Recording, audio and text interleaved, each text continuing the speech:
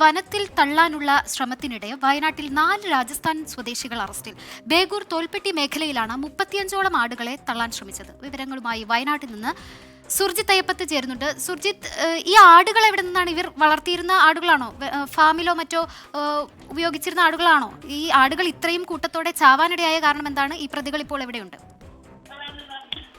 ശ്രീനിത, രാജസ്ഥാൻ സ്വദേശികളായ സദാൻ, മുഷ്താഖ്, നാദു, ഇർഫാൻ എന്നീ 4 പേരെയും ഒപ്പം തന്നെ RG19 TG എന്നുള്ള 0567 എന്ന നാഷണൽ പെർമിറ്റ് ലോറിയുമാണ് വനംവകുപ്പ് ഉദ്യോഗസ്ഥർ കസ്റ്റഡിയിലെടുത്തത്. ഇന്ന് രാവിലെ വനംവകുപ്പ് ഉദ്യോഗസ്ഥർ ഈ ബേഗൂർ റേഞ്ചിന് കീഴിലുള്ള തോൽപ്പെട്ടി വന്യജീവി സങ്കേതത്തിൽ ഉൾപ്പെട്ട സ്ഥലമാണ്.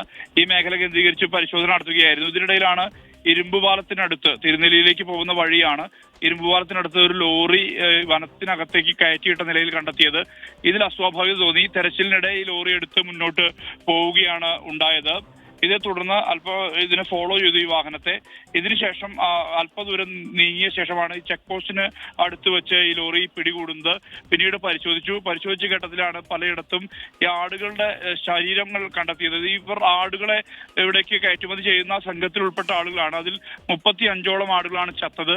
ഇതിനെ പല ഭാഗത്തായി ഉപേക്ഷിക്കാനുള്ള ശ്രമമാണ് നടന്നിരുന്നത്. വനത്തിന്റെ ഭാഗത്ത് 2-3 ദിവസം പഴക്കമുള്ള ജഡങ്ങളാണ് കണ്ടെത്തിയത്. ഇത് വനത്തിനകത്ത് ഉപേക്ഷിക്കാനുള്ള നീക്കത്തിനിടയിലാണ് ഈ സംഘത്തെ പിടികൂടാൻ കഴിഞ്ഞിട്ടുള്ളത്. ബേഗൂർ റേഞ്ച് ഓഫീസറായിട്ടുള്ള Ranjith Kumar, section forest officer TR Santhosh Kumar എന്നിവരുടെ നേതൃത്വത്തിലാണ് ഈ കേസ്, ഈ സംഭവത്തെക്കുറിച്ച് അന്വേഷിച്ചത്.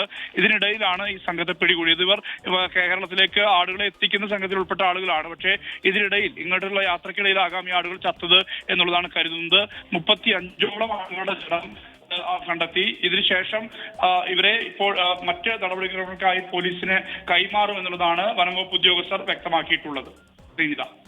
ശരി, സുർജിത്ത് അയ്യപ്പത്താണ് വയനാട്ടിൽ നിന്ന് വിശദാംശങ്ങൾ നൽകിയത്. അപ്പോൾ ഈ വരുന്ന വഴിയിൽ ചിലപ്പോൾ ചൂട് കാരണവും മറ്റ് പ്രശ്നങ്ങൾ കാരണവും ആടുകൾ ചത്തതാകാം. അതിനെ ഏത് രീതിയിലാണ് ഒഴിവാക്കേണ്ടതെന്നുള്ള ഒരു കൺഫ്യൂഷനിൽ കൊണ്ട് എല്ലാത്തിനെയും കൂടെ തള്ളി എന്നുള്ളതാണ്. പക്ഷെ അത് ആ പ്രദേശത്തുള്ള മനുഷ്യർക്ക് എത്രത്തോളം ബുദ്ധിമുട്ടുണ്ടാക്കും എന്നുള്ള കാര്യമൊന്നും നേരം ആലോചിച്ച് കാണില്ല. എന്തായാലും കേസ് അന്വേഷണത്തിൽ വിശദാംശങ്ങൾ പുറത്തു വരട്ടെ.